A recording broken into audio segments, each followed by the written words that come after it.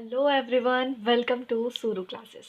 तो चलिए बच्चों, आज हम लोग एक्सरसाइज क्लास 10 का है, एक्सरसाइज 3.3 क्वेश्चन नंबर 3 का थर्ड पार्ट जो है वो शुरू करने जा रहे हैं।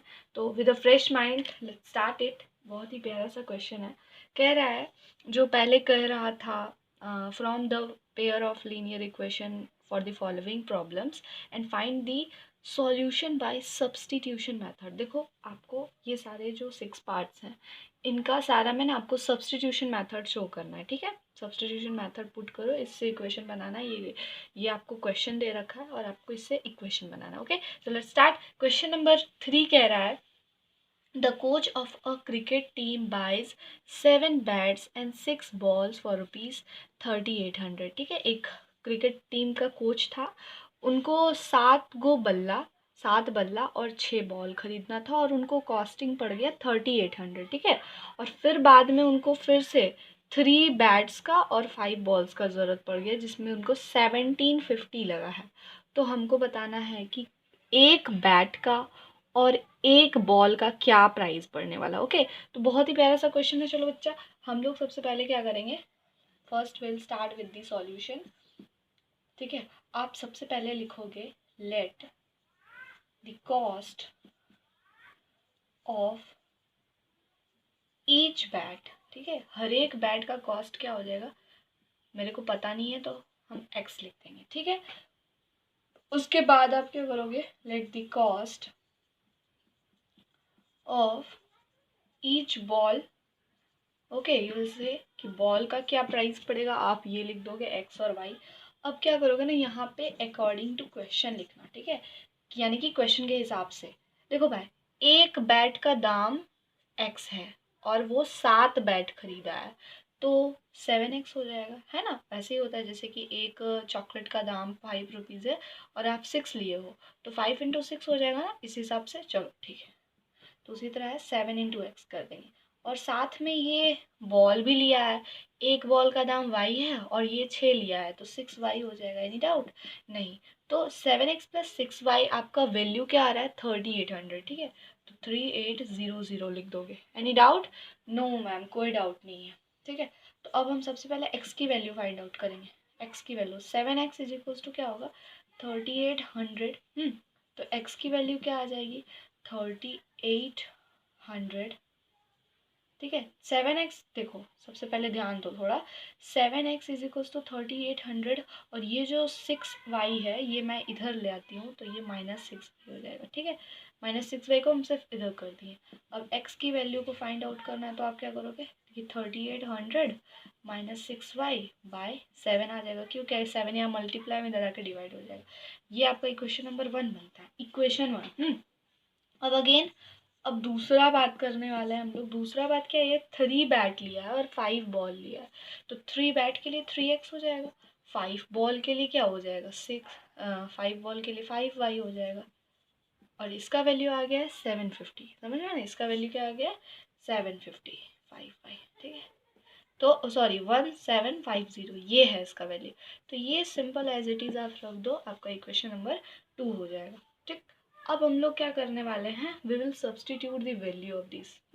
तो आप यहाँ पे एक चीज़ लिख देना बाबू। ठीक है, क्या लिख देना, स्टेटमेंट लिख देना, सब्सटी, और ये बहुत इंपॉर्टेंट करता है। ठीक है, ये आपके मार्क्स को इन्हांस करेगा। सब्सटीट्यूटिंग द वैल्यू, जो अभी हमने x का वैल्यू निकाला, ऑफ x इन इक्वेशन 2 में आप क्या करना, पुट कर देना डायरेक्ट। ठीक है, कोई प्रॉब्लम नहीं है। अब हम लोग यहाँ पे सॉल्व समझेंगे कि अब सब्सटीट्यूट करके कैसे सॉल्व करें।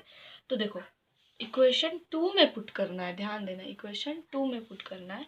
तो इक्वेशन 2 है क्या आपका, 3x plus 5y is equals to 1750। आप लिखना यही है ना, 3x, तो x की जगह क्या लिखोगे बताओ, x की जगह आप जो वैल्यू निकाले हो वो पुट करोगे, है ना। तो 3800 -6y बाय 7।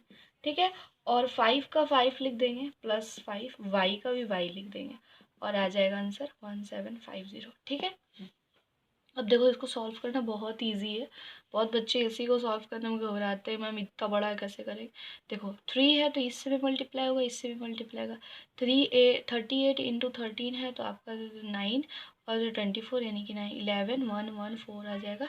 114 और एक 0 0 ये इससे मल्टीप्लाई होगा और 6 3 ज़ा 18 वाई, ठीक है, बाय 7 लिख देना। ठीक, चलो प्लस का प्लस 5 वाई का 5 बाय उतार दो और ये हो जाएगा 1750। Any doubt? नहीं, कोई डाउट नहीं है मैम। अब क्या करना है, देखो इसके नीचे कुछ नहीं है तो आप 1 लिख दो, है ना। अब आप क्या करोगे, एलसीएम ले सकते हो, तो यानी कि ये 7 हो जाएगा। दोनों 7 और 1 का एलसीएम 7, वेरी गुड। तो 7 1 से 7 होता है तो ये एट इज इट उतर जाएगा, तो 11400 माइनस 18y प्लस, और ये 7 से ये इंटू हो जाता है तो 7 5 35 35y हो जाएगा, ठीक है, और 1750। ठीक, अब देखो 1400 का 1400 ही लिख दोगे आप, है कि नहीं। जैसे कि देखो इसको पहले सॉल्व कर लेते हैं वेरिएबल पार्ट।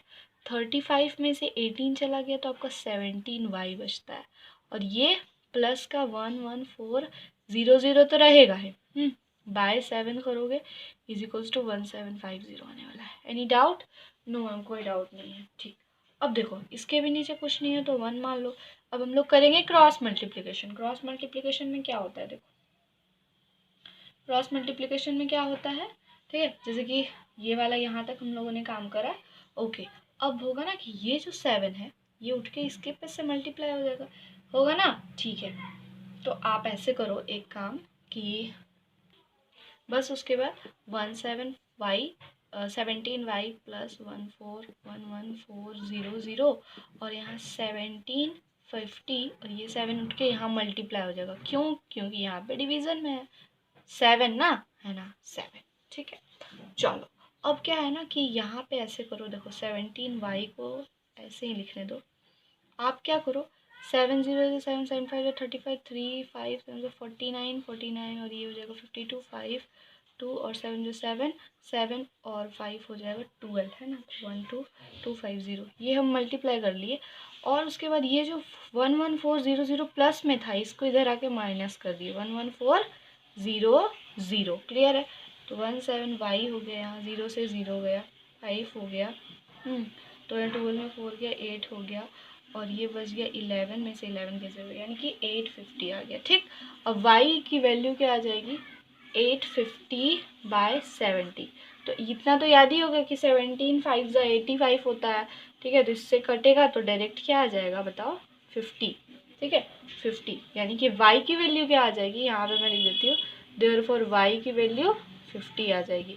अब मैम x का निकालना है, तो जो जगह बचा है हम लोग x के लिए यूटिलाइज कर लेते हैं ना, ठीक है। तो नाउ यहाँ पे आप अपने कॉपी में ना लाइन बाय लाइन लिखते चलो, ठीक है, यहाँ पे, ठीक है। नाउ अब x की वैल्यू का माने क्या हो पहले ये बताओ।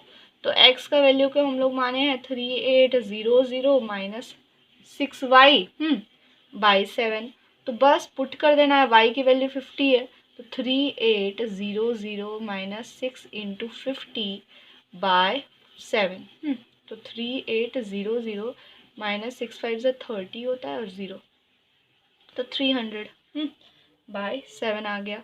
तो 3800 में 300 माइनस कर देंगे तो बच जाएगा आपका 3500, है ना, 3500 और 7 बाय है तो 7 5 ज़ा 35 आता है, ध्यान देना 7 5 ज़ा 35, तो सीधे 5 टाइम्स कटेगा और 2 0 है तो 2 0 गिफ्ट कर दो, ठीक है, और ये हो जाएगा आपका therefore x is equals to 500, ठीक है। तो आप क्या करना कि एक सेकेंड थोड़ा सा मैं आपको यहाँ पे बता देती हूँ, ठीक है। आप यहाँ पे लिख दोगे, लास्ट में लिख देना कॉपी के लास्ट में, therefore value of x, therefore x is equals to 500 and y is equals to 50 and that is it. इस तरह से आपका पहला क्वेश्चन रेडी हो जाता है, third number is done, okay. तो चलिए अब हम लोग मिलते हैं नेक्स्ट वीडियो में, तब तक के लिए यदि आपको समझ में आ रहा है बच्चे तो प्लीज़ इसको शेयर करिए, लाइक करिए और सब्सक्राइब कर ले चैनल को ताकि नोटिफिकेशन मिलते, ठीक है। तब तक के लिए स्टे ट्यून, गुड बाय।